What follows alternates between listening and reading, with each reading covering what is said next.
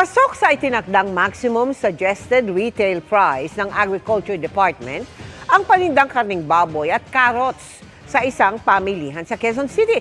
Pero sa Pasig, aminado na hindi makasunod ang ilang nagtitinda dahil mahal nila ang puhunan. Nakatutok si Tina Panganiban Perez. Mismong si Agriculture Secretary Francisco Chu Laurel ang nag-inspeksyon sa Mega Q-Mart sa Quezon City sa unang araw ng pagpapatupad ng maximum suggested retail price para sa carrots at karneng baboy.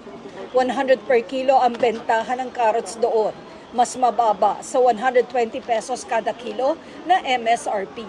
Eksakto naman sa MSRP ang pork doon, 370 per kilo kung liempo, 330 per kilo kung kasim at pigi. Mas mura ito sa presyo kahapon. Base sa ikot namin, ay parang sumusunod lahat ngayon sa presyo. The challenge is tomorrow pareho pa rin ba? Sir, possible na binabaan nila because they know you will be here today? There's always that possibility, no? Pero sa Pasig Market, lagpas MSRP ang presyuhan. Nasa 140 hanggang 160 pesos ang kada kilo ng carrots. Nasa 400 hanggang 420 pesos naman ang kilo ng liempo. Git ng mga nagtitinda, hindi nila kayang sumunod sa MSRP dahil mataas ang kanilang puhunan. 120 hanggang 200 pesos naman ang kilo ng sibuyas dito sa Pasig Market. Wala mang MSRP para sa sibuyas, nagduda si Chu Laurel kung tama ang presyo. Nagsinungaling umano kasi ang isang nagtitinda nang sabihing local onions ang binebenta. Halos wala na stocks na ganun local onion. Kung may production na sobrang liit. So majority niyan na maliit na red onion is imported. Kung imported yun, nabili lang nila ng wholesaler or trader 60, tapos ipapasa ng 170, 180, that's profiteering. Ang trabaho lang namin dito, magtinda. Hindi namin alam kung imported ba yan, kung ano, kung pan.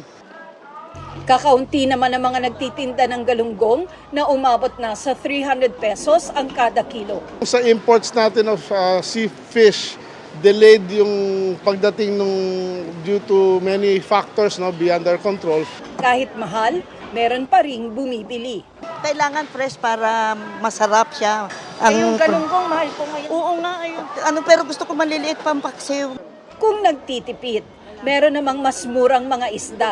Pero pwede rin ang manok na mas mura rin sa halagang 190 hanggang 200 ang buo. Bagsak ko ang farm gate ng manok eh. So parang in a way, pinopromote ko rin yung manok na lumaki yung demand kasi nga mahal nga yung galunggong.